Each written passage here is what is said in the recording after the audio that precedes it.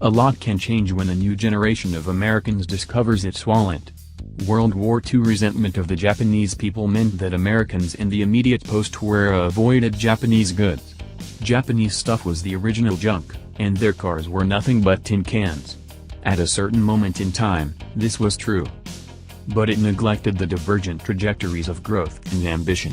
When Americans were getting rich post-war, honing their appreciation for fancy cars and other signifiers of wealth, Japan was honing its blade.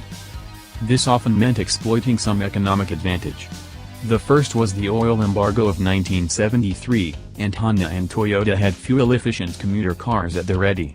When boomer Californians started buying them for the sake of home economics, they found that the cars weren't junk and they didn't break.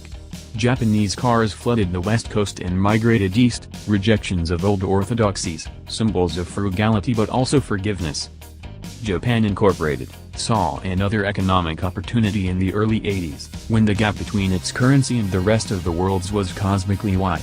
With a weak yen and, by then, state-of-the-art production processes, Japanese car makers realistically surmised that they could produce simulacra of German luxury cars for the American market at nearly half the price. American luxury cars, by this time, had become complacent and shoddy but fooled their makers into thinking they were still competitive by dint of a robust dealer body. German cars were the new bogey. Acura emerged first, more as an expression of Soichiro Honda's daring than anything else.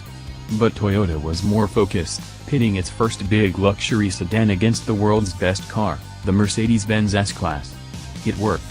The 1990 Lexus LS400 looked almost like an S-class, drove almost like an S-class, and was quieter than an S-class. Who cared if it had no heritage? It was priced like an E-class.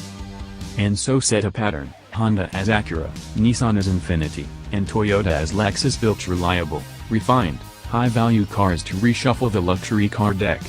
There were differences of dynamic tonality among the three, but none had any real backstory, no significant competition trophies in their cases. The thing was, they didn't break.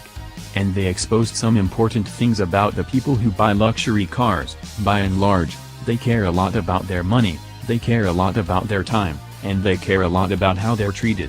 The first Acuras, Infinitis, and Lexuses, especially Lexuses, had great and accommodating dealers, and the cars were not finicky or pricey like their German counterparts. They didn't require much care and feeding. They just coddled and comforted.